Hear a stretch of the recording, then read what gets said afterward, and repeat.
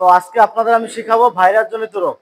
ঠিক আছে, একটা ছন্দের মাধ্যমে ভাইরাস জনিত রোগ কিভাবে মনে রাখবেন সেই ছন্দটা আমি শেখাবো। হ্যাঁ, তো ভাইরাস জনিত রোগ, ঠিক আছে, ভাইরাস জনিত রোগ এটা বিভিন্ন পরীক্ষা আসে, হ্যাঁ, চাকরি পরীক্ষা আসে।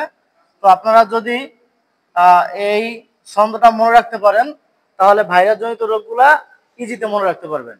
তো ছন্দটা হয়েছে এরকম: এই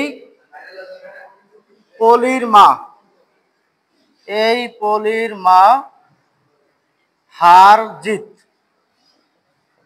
হবে হেডে।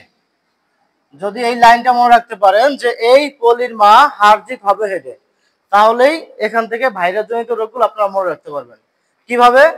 এই এতে হয়েছে এইডস, এতে হয়েছে এইডস, ইতে হয়েছে ইনফ্লুয়েঞ্জা, এগুলো সবগুলো হয়েছে ভাইরাস জনিত রোগ, ইনফ্লুয়েঞ্জা। এই পলিতে হয়েছে গিয়া পোলিও, পলিতে হয়েছে গিয়া পোলিও, রতে হয়েছে গিয়া রানীক্ষেত, রানীক্ষেত রোগটা হয়েছে মুরগির হয়। এই মাতে হয়েছে গিয়া মামস, মাতে হয়েছে গিয়া মামস। এই হাতে, হাতে হয়েছে গিয়া হারপিস।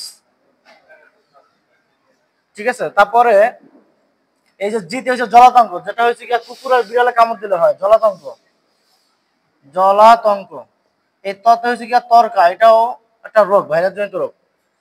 আচ্ছা, তারপরে এই যে বেতে হয়েছে গিয়া একটা আছে বসন্ত, বসন্ত।